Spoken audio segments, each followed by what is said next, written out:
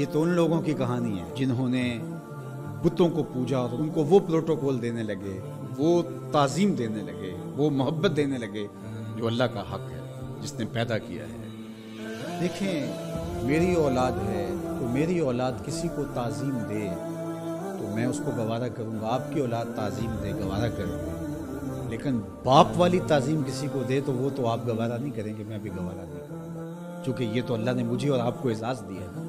میری اولاد میرے سے ضد کر کے بھی کھلونے مانگ لے، کوئی چیز مانگ لے تو میں ضد پوری کروں گا اور مجھے خوشی ہوگی، لیکن میری اولاد کسی اور سے مانگے تو میری غیرت جاگے گی کہ یہ تو میرا حق تھا کہ میری اولاد کو مجھ سے اپنی ضروریات کی تکمیل کے لیے سوال کرنا چاہیے تھا، اس نے کسی اور سے کیا، تو میرا رب بھی گوارا نہیں کرتا کہ میرا بندہ ہو کسی اور کی دہلیز پہ جائے۔ کہا تمہارے جوتے کا تسمہ بھی ٹوٹ جائے تو اپنے رب سے مانگو، وہ تمہیں دینے والا ہے، تمہاری ضرورتوں کی تکمیل کرنے والا ہے، یہ تمہارا رب گوارا نہیں کرتا۔ اللہ اکبر۔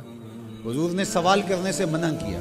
حضرت ابو بکر صدیق رضی اللہ تعالی عنہ سواری پہ بیٹھے تو ہاتھ سے کوڑا گر گیا، تو آپ گھوڑا کھڑا کیا، نیچے اترے، کوڑا اٹھایا، پھر بیٹھے، تو کسی نے کہا کہ یہ آپ فرما دیتے، ہم پکڑ کے آپ کے ہاتھ میں دے دیتے۔ کہا حضور نے سوال کرنے سے منع کیا۔ یہ ہیں وہ لوگ جو عمل کرنے والے ہیں اور ہم تو باتیں کرنے والے ہیں۔ والذین آمنوا اشد حبا للہ، اور جو اہل ایمان ہیں وہ اللہ کو ٹوٹ کے چاہتے ہیں، شدید، بلکہ شدید سے آگے اشد ہے لفظ، یہ طلبہ جانتے اس میں تفضیل ہے۔ جو اہل ایمان ہیں وہ اللہ سے ٹوٹ کر محبت کرتے ہیں، محبت کی جو آخری حد ہے، اور یہاں محبت میں اشد کا لفظ کہہ لیے، دوسرے لفظوں میں اس کو عشق کہہ سکتے ہیں۔ جو اہل ایمان ہے وہ رب سے عشق کرتے ہیں، وہ رب سے ٹوٹ کر محبت کرتے ہیں۔ اشد حب للہ، شدید محبت نہیں، اشد محبت۔ اشد محبت سے آگے تو کوئی درجہ ہی نہیں ہے، تو وہ کتنی محبت کرتے ہیں، تبھی تو جانے وار دیتے ہیں اس کے نام پہ، اس کے حکم پہ گردنیں کٹواتے ہیں۔ یہ ہے شدید محبت کا روح۔ اس کا حکم ہوا جیسا ہوا۔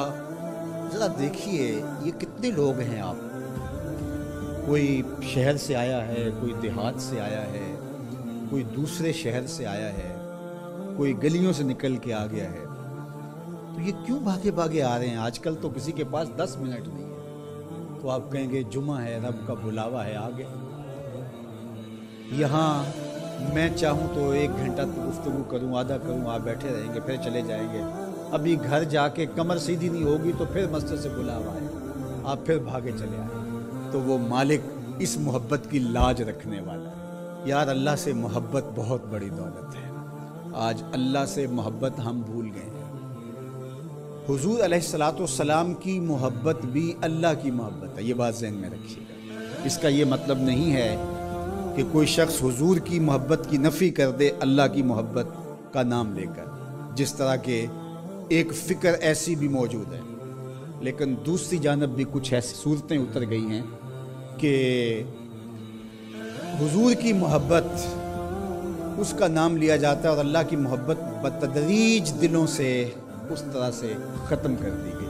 اہل ایمان اللہ سے ٹوٹ کے محبت کرتا، تتجافا جنوبہم عن المضاجع، اور اللہ کی محبت کی وجہ سے راتوں کو ان کی کروٹیں بستروں سے الگ رہتی، وہ خوف اور طمع میں رب کو پکارتے، کبھی قیام میں، کبھی سجود میں، کبھی رکوع میں، کبھی تسبیح کرتے ہوئے، کبھی تہلیل کے ترانے پڑھتے ہوئے، اس کا مبارک نام لیتے ہوئے، تو اس کے ذکر سے اس کی محبت کا اظہار ہوتا ہے۔